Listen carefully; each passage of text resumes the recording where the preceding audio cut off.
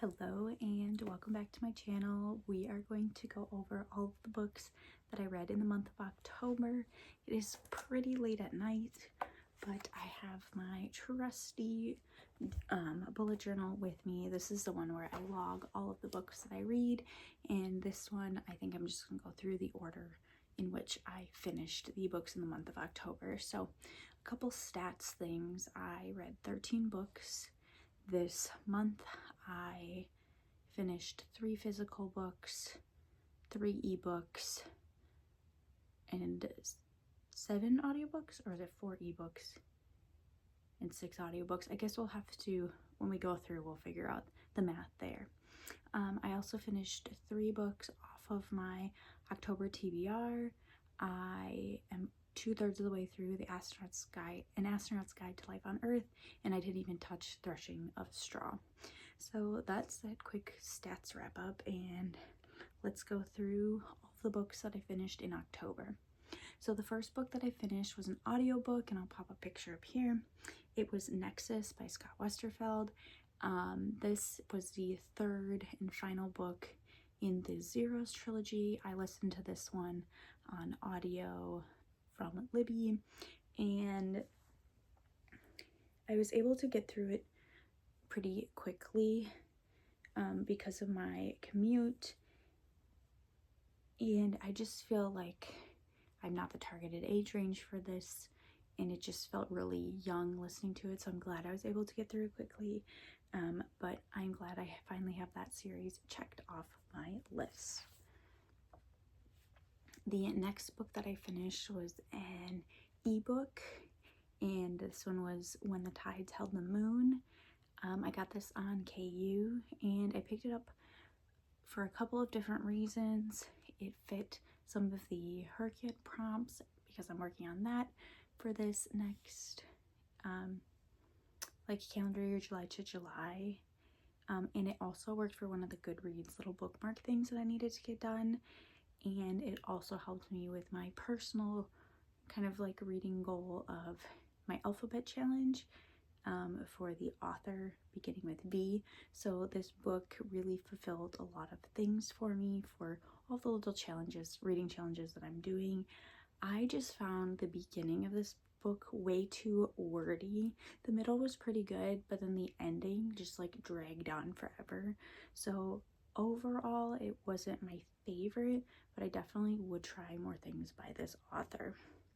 The next audiobook that I listened to was Faithful Place by Tana French. This is the 3rd book in the Dublin Murder Squad series. I'm slowly working my way through that series as well, because working through series is a big push or goal for mine this year, even though I've started quite a few as well. I feel like this one delved into the messiness of family and loss and connection and building your own family, and again it followed another side character from the previous book. And I just like how these mystery books are the characters confronting pieces of themselves that they wouldn't necessarily want to confront, and it's just really great storytelling. So I'm obviously going to continue to finish this series. The next book was a physical book that I read, so I have it right here, and this was Firekeeper's Daughter. This is one of the best books that I've read this year. I read it for my book club, so I did a lot of tabbing and underlining throughout because I wanted to have those spots for when we did our discussion. I went and bought the next book in the series, which is actually on my November TBR, and I bought her newest release, which came out in September. So I'm really excited to dive more into this author's writing. This is about an Indigenous American character, and it is a mystery. And reading the author's note, she wanted to capture that essence of a Nancy Drew mystery, which I love because that's where my reading journey started, and I just loved her writing. It was so compelling for being almost a 500-page book. It didn't feel like that. I cared about the characters. I wanted to know more. I still want to be back in that world, and so this is one of the best books that I have read this year. The next book that I finished was another ebook, and it was You Shouldn't Be Here. This one was also picked for my October TBR. This was also a mystery thriller, so I kind of just naturally fell into those books this month. I had it already downloaded on my Kindle from Amazon First Reads, and it kept me engaged and curious about the twist. However, it was pretty predictable, and I predicted some of the twists very early on, like within the first probably 15% of the book, when the character actually like got to the location that they were going to be at for the majority of the time. I'm glad I read the book. I enjoyed it, but I also don't think I will ever think about this book again. It was just average. The next book that I listened to was an audiobook. So it was The Secret Princess, which is another Melanie Sellier book. I have listened to all of her books on audio. They're just really easy, fun filler books for me. They're very skewed towards young adult. They are fairy tale retellings. I find them interesting. This one was not my favorite out of all the ones that I've listened to. It just kept saying the same thing over and over again, but it did get better towards the middle, but in the end, but it was just like that mindless fluff that I was looking for. It was also based on a fairy tale that I'm unfamiliar with, so I'm not sure if that played into some of my enjoyment. The next book was another physical book, and this is a book that I was working on for a while. I started this book in July. I had to put it down just because the themes in this are so heavy, and I just had a lot going on. It's The Survivor Wants to Die at the End. This is part of They Both Die at the End series world, the Death Cast world, and I really enjoyed this book and the characters, and this book is over 700 pages, and I still want to know more. I'm very curious about some of the hints that this author is dropping about how this world works, and I will definitely pick up the next book and add it to my collection because I've enjoyed reading it every time. This is young adult. It does deal with heavy themes, so I'd look up any trigger warnings, but they are fairly easy to read, like once you get into the story. But yeah, this one just took me a while to get through.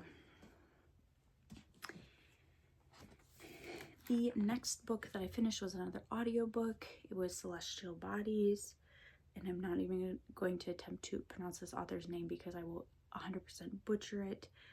I really enjoyed this book. I listened to it on audio, and I came across it because I was looking at the Booker list because I heard a lot of buzz about it. I did not understand this whole book. I definitely feel like this is a book I would need to come back to try to understand more, but it is about identity and womanhood in a country that I didn't know much about. It takes place in Oman, and I can definitely see why this book won the International Booker Prize because it is just so beautifully told, and I definitely will reread this book at some point in the future to try to get more out of it. I listened to another audiobook, which is Mercury Pictures Presents. This is a book that has been on my list for a very long time. I think I came across it and I saw the cover and I thought it was interesting, and that's why it went on my list. I really had no idea what it was about. It centers around the film industry and immigrants during World War II, mostly. There was a lot of different perspectives throughout this book, and specifically from immigrants working in the film industry. And I really enjoyed how this story was told and how different it was about this time period, because I feel like I've read a lot of books about this time period, but this one just had a different perspective to it. The next book that I completed was another ebook. It was Voice Like a Hyacinth. I picked this one up in the First Reads program. I read this one because it fulfilled some things for some reading challenges that I'm doing, and I found this incredibly tedious to read. The original premise was really interesting, but it was just so overwritten and tedious. There was really no plot, and the plot that was there was very messy and felt unintentional.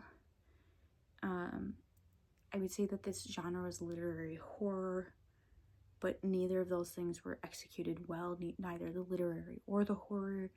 I didn't like the writing style. I just did not jive with this book. I would probably never pick up anything else by this author just because I had such a tedious time reading it. And then the last physical book that I read was Relativity by Albert Einstein.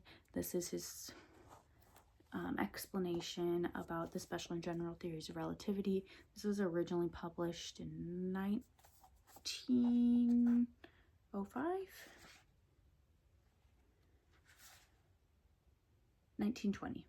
I was incorrect. This was originally published in 1920. I think his paper might have been published in 1905. I would have to go back and double check. But I enjoyed reading this. I read a lot of science-based books that reference this, so I definitely didn't understand everything in here. Some of the math part is just, I am not in that field, but I like getting that background knowledge for other things that I read, both fiction and nonfiction. The next book that I picked up was because I needed an author that started with Z for my alphabet challenge, and I ended up picking up Incendiary by Zoraida Cordova. And this book I listened to on audio. I absolutely loved it. Like, if I would not have had 3 audiobook holds that became available, I would have jumped back into the second book in this duology right away. It was so good. I liked the author's storytelling style. I liked the world building and her take on fantasy that wasn't so copycat of a lot of things that are out. I really would want to read more by this author. I just found this book so interesting, and I'm excited to get to the second book when I get through my list of holds that is available right now. And then another book for my alphabet challenge. As you can tell, it's getting to the end of the year. I'm trying to finish that off. I read this as an ebook. It was X-rated by Melody Titan. This was a book that I borrowed from KU.